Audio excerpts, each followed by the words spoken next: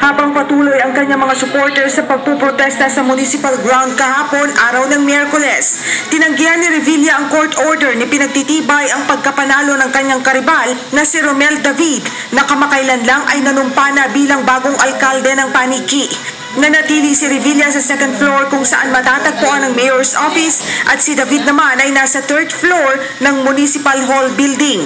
Nabigo ang Paniki Police na makapasok sa loob ng Municipal Hall, kaya naman ipinaskil na lang sa gate ang writ of execution na nagsasabing ang dating board member na si David ang panibagong mayor ng nasabing probinsya. Sa ngayon ay apektado na ang operasyon at serbisyo sa munisipyo dahil sa ginawang protesta ng mga supporters ng dalawang panig. Ayon sa Tarlac Regional Court Branch 67, ang 3,000 boto na nakuha ni Revilla noong May 2013 elections ay invalid dahil double-shaded umano ang mga ito kahit pa binasa ng PCOS machines. Matapos ang recount, nagwagi si David lamang ng 615 votes. Sinasabi naman ni Revilla na maaaring imanipula ang mga balota sa recount at hinihintay ang desisyon ng korte sa Commission on Elections. Sa linya po ng ating komunikasyon, Commissioner Lucianito Tagle. Commissioner, ako po si Jen, kasama po si Kong Dante. Napapanood po kayo sa Net25, napapakinggan po sa Radyo Aguila. Magandang umaga po, Commissioner. Magandang umaga po. Ay, kamusta po kayo, Commissioner? Ito, papasok na sa opisina. Opo. Una po, bago lang ho dun sa ilan pang mga isyo para kay Kong Dante, napag-desisyonan na ho ba kung gaano karami pa mga dagdag na mga machine na ating bibilhin sa nalalapit pong eleksyon? Magdadagdag kami ng mga 23,000 pa. Opo. Bago OMR. Aha. Ano po ito? Meron na ho ba tayong timetable kung kailan po ito kukunin? Ilan po, mayroon na ho ba mga bidding dito, Commissioner? Nag-umpisa na kami mag-bidding. Meron na kami nilabas na terms of reference para yung mga bidders kung gusto mag-participate, pwede na. Ayun, po. Commissioner, si Kong Dante po. Kong Dante? Magandang umaga po, Commissioner Tagle. Dante, kaya po kami napatawag sa inyo sapagkat meron na pong namumuong tensyon sa Paniki Tarlac. Ito po yung tungkol doon sa review o protesta ng isang natalong mayor na ngayon po ay gusto nang pumasok sa loob at gusto nang palitan yung nakaupong mayor. Alam po namin na nagsampa ng kaso yung mayor na nakaupo ngayon, pero dinidinig pa yata ng Commission on Elections. Meron po ba kayong i-issue TRO, Mr. Commissioner?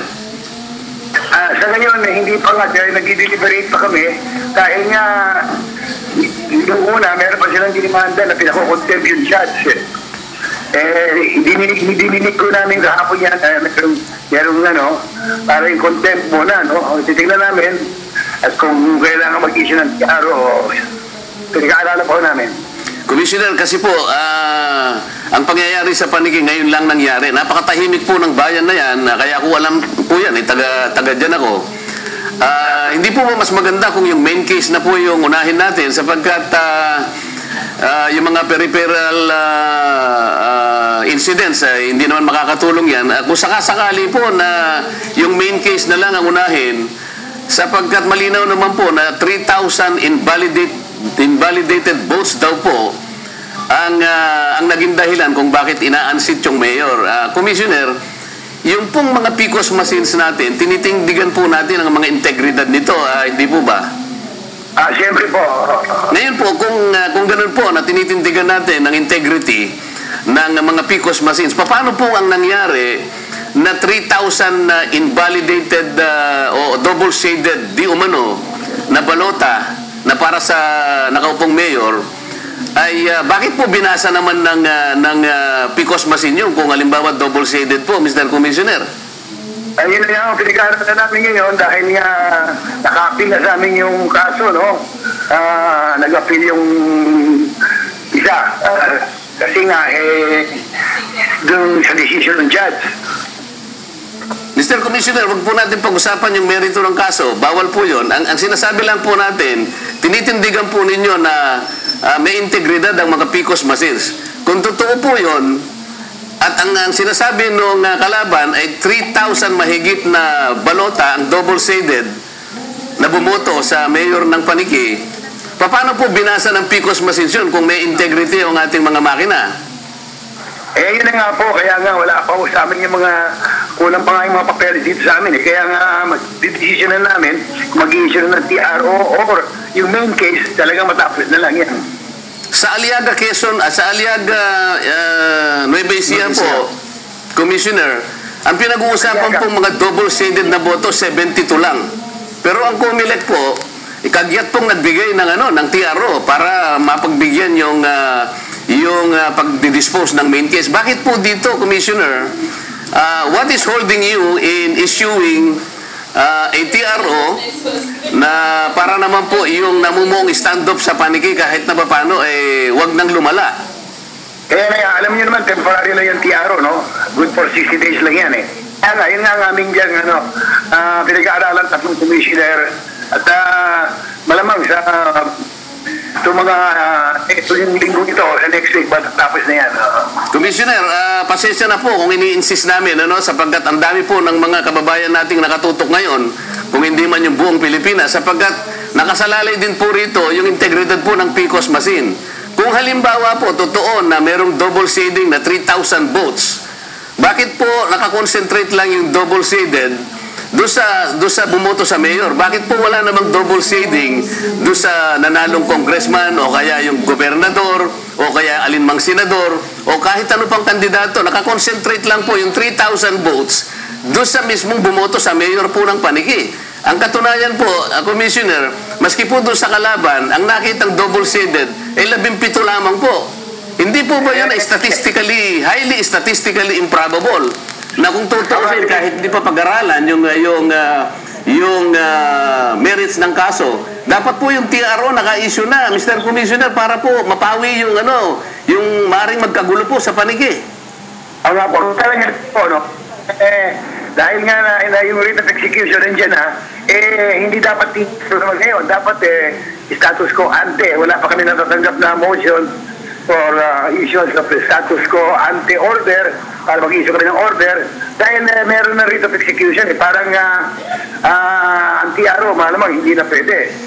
Mr. Commissioner, yung pong status quo order, pwede po inyong i-issue kahit wala pong motion. Alang-alang po dun sa ikapapayapa po ng mga tao. Kasi po nakikita na po namin ngayon, halos 3,000 na po kagabi ang nakita namin, naggugrupo na po ron. Baka po magkagulo, ang Paniki po ay isa sa pinaka-maayos at pinakatahimik na munisipyo sa lalawigan ng Tarlac. Kaya kung po pwede po sana, yung status quo ante-order po, Mr. Commissioner, hindi naman po magdidispose ng merito ng kaso.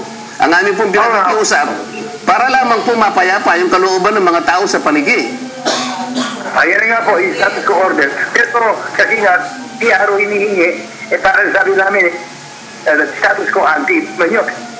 Hindi pa, Commissioner, ano lang po yung technicality lang po, TRO status quo order, pareho po yan, magpisang buo po yan. Ang pinag-uusapan po natin, mapayapa po yung kalooban ng mga tao sa Paniki.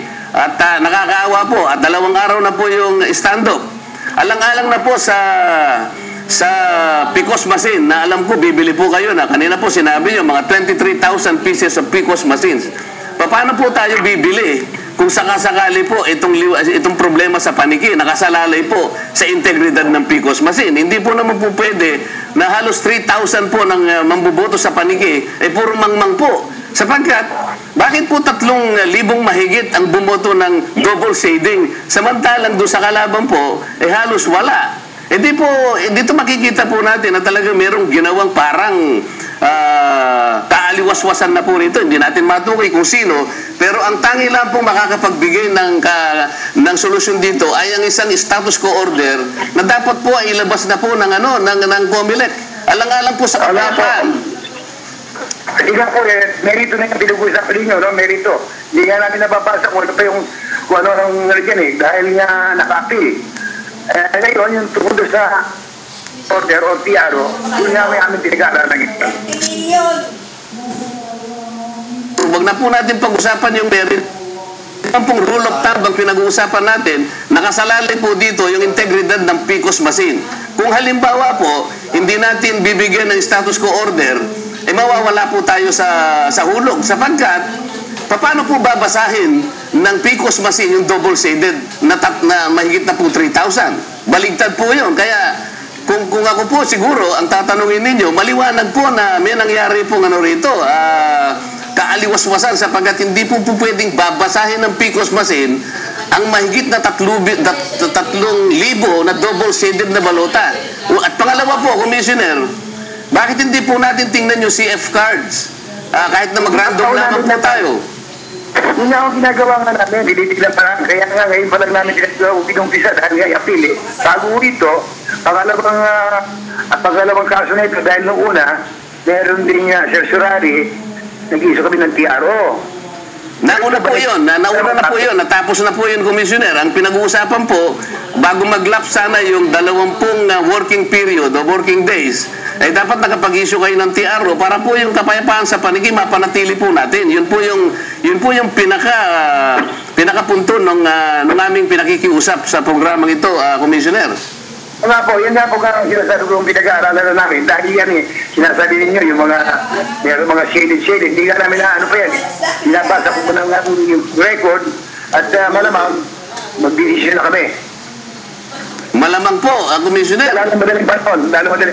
Sana po itong ngayong araw na ito, sapagkat kung magra-random po kayo sa CF card, makikita po yung digital images kung talagang yung pong double shading ay ngayon lang ginawa o last month, o talagang ito'y pinabricate po ng mga taong may kinalaman dito, Mr. Commissioner?